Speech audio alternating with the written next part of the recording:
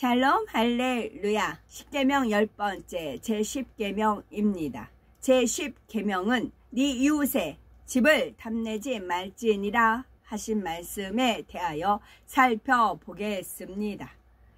10계명에서 제10계명에서 말씀하시는 이웃은 믿음의 형제는 물론이요 믿지 않는 일가 친척을 포함하여 모든 사람을 의미합니다.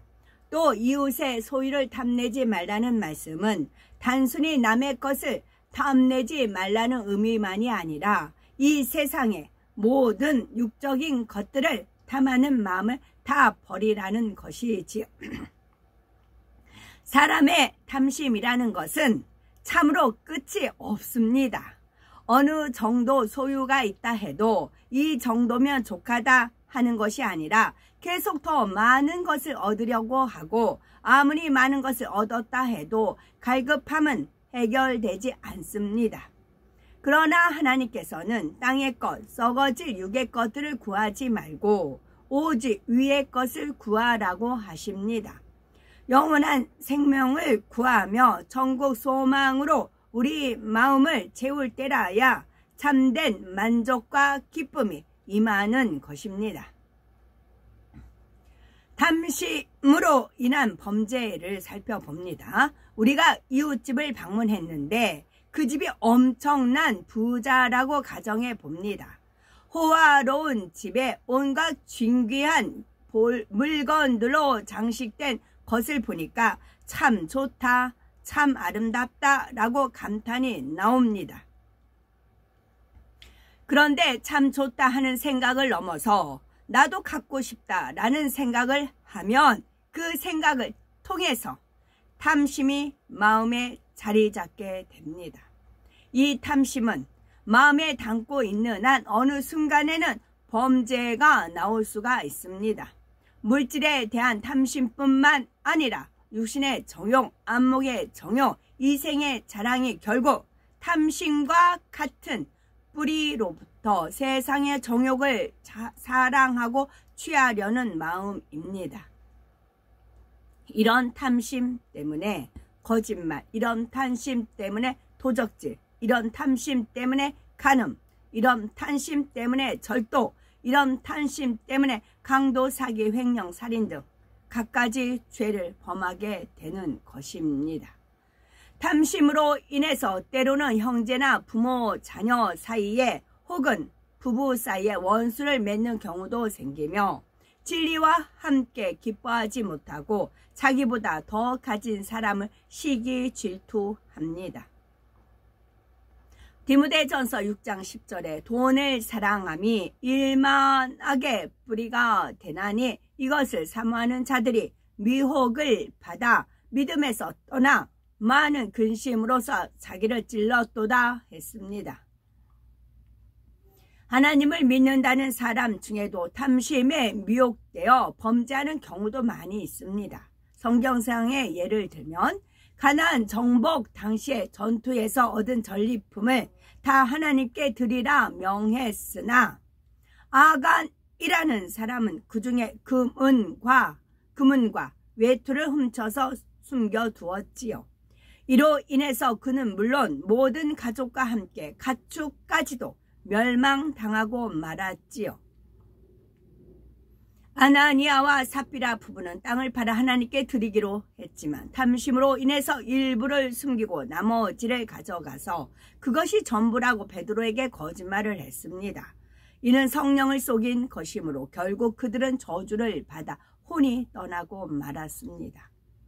또한 두 번째, 현세의 축복보다 영혼이 잘 되는 축복이 더 중요합니다. 사람이 아무리 많은 것을 누리고 심지어 온 전하를 얻었다 해도 생명을 잃으면 무슨 소용이 있겠습니까? 비록 세상에서 부귀 영화를 누리지 못했다 해도 주님을 믿고 참 생명을 소유했다면 진정으로 부유한 사람이지요. 누가복음 16장에 한 부자와 거짓의 비유가 나옵니다. 부자는 항상 화려하고 고운 옷을 입고 날마다 호화로이 연락하며 살아갔지만 거짓 나사로는 부자의 집에서 구걸하여 먹으며 참으로 불쌍한 삶을 살았습니다. 그런데 부자는 하나님을 믿지 않았고 천국에 대한 소망도 없으므로 자기만을 위해서 욕심을 채우며 연락을 즐겼습니다. 반면 거진 나사로는 마음 중심에서 하나님을 경외하며 하늘나라의 소망을 두고 살았습니다.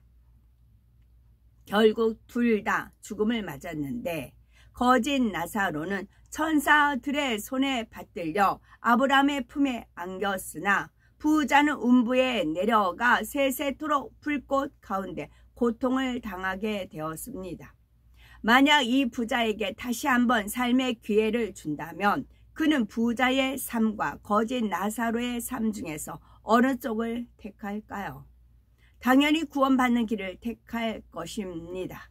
이런 것을 깨달아 볼 때 우리가 정녕 믿음이 있고 영적인 안목으로 바라볼 수가 있다면 현실적으로 아무리 힘든 상황이라 해도 구원받은 감사와 구원받은 기쁨을 잃을 수는 없습니다. 물론 하나님을 경외하고 빛 가운데 살면 빈궁한 삶을 살던 사람도 능히 부유의 축복을 받을 수가 있습니다. 예수님께서 우리의 모든 가난을 대속하셨기 때문에 우리의 믿음대로 부유한 복을 받을 수가 있지요. 그러나 여기서 말씀하시는 핵심은 그러한 현세의 축복을 받지 못했다 해도 그보다는 영원한 생명이 더 중요한 것이요. 참 믿음이 있는 사람은 이 땅에서 아무리 미천한 삶을 산다 해도 개의치 않을 수가 있다는 것입니다. 때로는 저 사람은 저렇게 열심히 신앙생활 하는데 왜 축복을 받지 못할까라고 하는 경우가 있는데 그런 말을 할 필요가 없습니다. 가장 좋은 것으로 응답하십니다. 다만 축복을 주시는 것에도 순서가 있지요.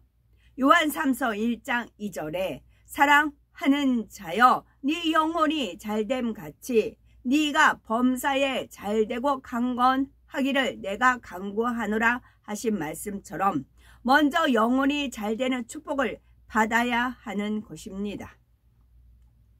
하나님의 자녀답게 마음의 죄악을 버리고 영혼이 잘되기만 하면 천국에서 영원한 영광을 누릴 뿐만 아니라 이 땅에서도 범사가 잘되고 강건하게 됩니다. 이것이 바로 영계의 법칙이지요.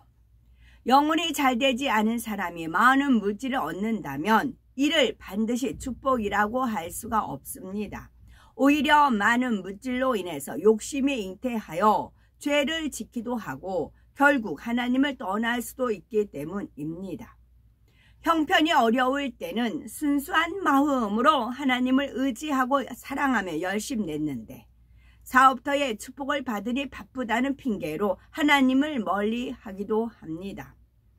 점점 세상 일에 마음을 두는 비중이 커지니 성전에 나오는 시간이 줄고 기도도 쉬게 되지요. 수입이 적을 때는 11조를 감사함으로 드렸는데 축복받아 11조의 액수가 커지니 오히려 아까운 마음이 들기도 합니다. 이렇게 마음이 변질되므로 점점 더 하나님의 말씀에서 멀어지고 결국 세상 사람과 같이 되어버리는 것입니다. 영혼이 잘된 사람은 세상 것을 탐내지 않으며 물질이나 명예를 얻는다 해도 그로 인해서 세상 정욕에 빠져들지 않습니다. 세상에 좋은 것을 얻지 못한다 해서 원망, 불평하지도 않으며 오히려 하나님을 위해서 자신의 모든 소유와 자신의 생명까지 스스로 포기할 수가 있습니다. 사도 바울도 넘치도록 충성하면서 많은 핍박과 굶주림, 추위와 여러 고난을 겪었지만 구원받은 기쁨과 하나님의 사랑이 가득함으로 어떠한 형편에 처하든지 자족할 수가 있었고 감사함으로 하나님을 섬길 수가 있었습니다. 끝으로 세 번째는 성령으로 기도해야 영혼이 잘되고 신속히 응답받을 수가 있습니다. 이 땅의 축복보다 영혼이 잘 되는 축복이 더 중요하다고 해서 영으로 들어가기 전에는 다른 소원은 전혀 응답을 못 받는다거나 계속 어렵게 살아야 한다는 뜻은 아닙니다.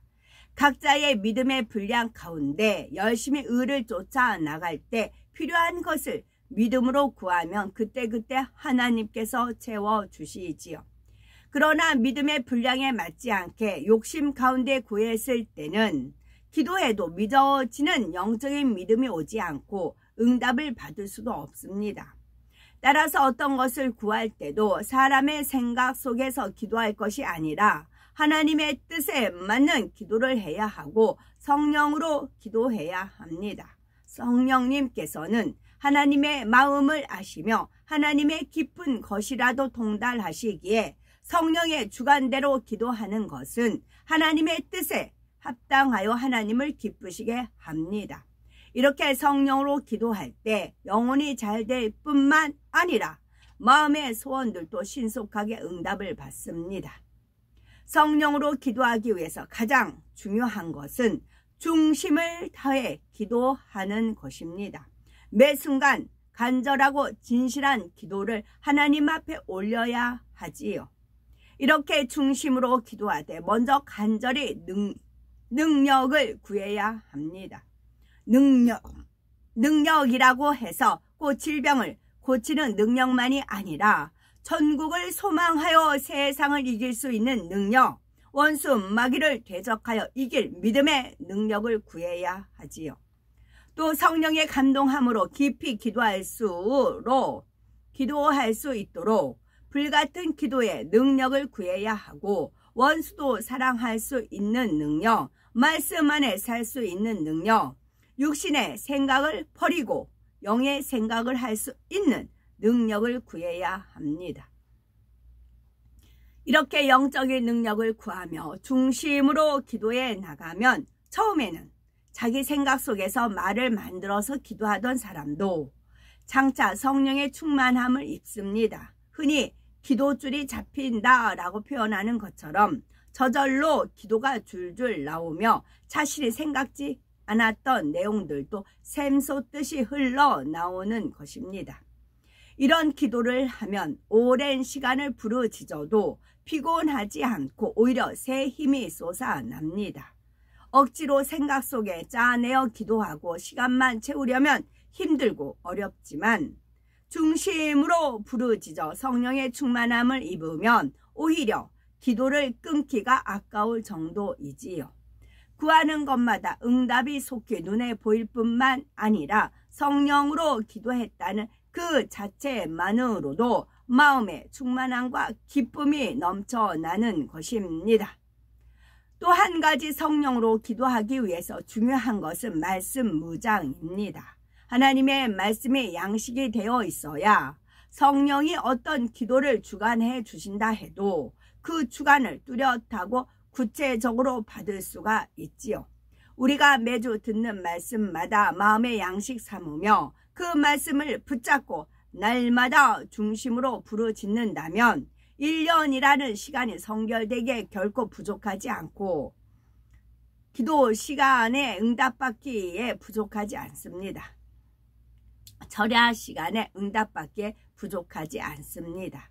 매일 불같은 기도를 쌓여 나갈수록 마음의 탐심과 모든 죄악이 신속하게 버려지고 무엇이나 응답받을 믿음이 오게 되지요.